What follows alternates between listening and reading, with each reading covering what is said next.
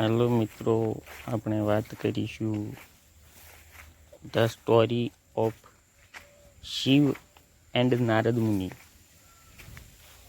શિવ અને નારદ મુનિની વાર્તા. એક સમયે નારદ મુનિ ભગવાન શિવને મળવા ગયા. શિવજી એ સમયે તાંડવ નૃત્ય કરી રહ્યા હતા.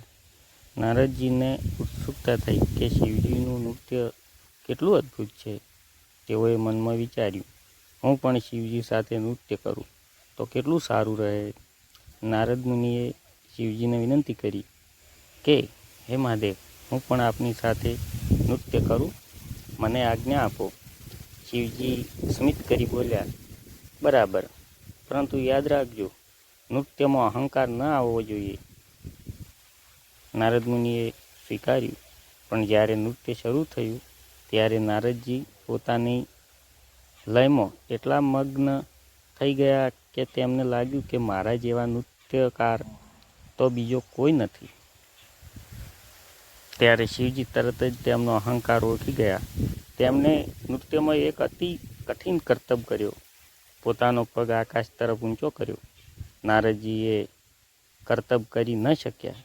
તેઓ શરમાઈ ગયા અને સમજ્યા કે અહંકારથી જ આ પરિસ્થિતિ આવી છે. શિવજી પ્રેમથી તેમને સમજાવ્યા, નારદ, સાચું ભજન, સાચું કળા કે કોઈ પણ સદગુણ અહંકાર વગર જ સુંદર લાગે છે. અહંકાર આવે ત્યારે ભક્તિનો તેજ મલિન થઈ જાય છે. નારદજી નમ્ર થઈ ગયા અને માફી માગી. પછીથી તેમણે ક્યારેય અહંકાર ન રાખવાનો સંકલ્પ કર્યો. માટે મિત્રો, બોધ આપણે મળે છે કે ભગવાન કે ભક્તિમાં અહંકાર ન હોવો જોઈએ.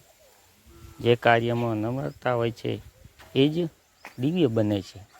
માટે અહંકાર કરવો જોઈએ નહીં. જય ભોળેનાથ, જય શિવશંકર, ઓમ નમઃ શિવાય.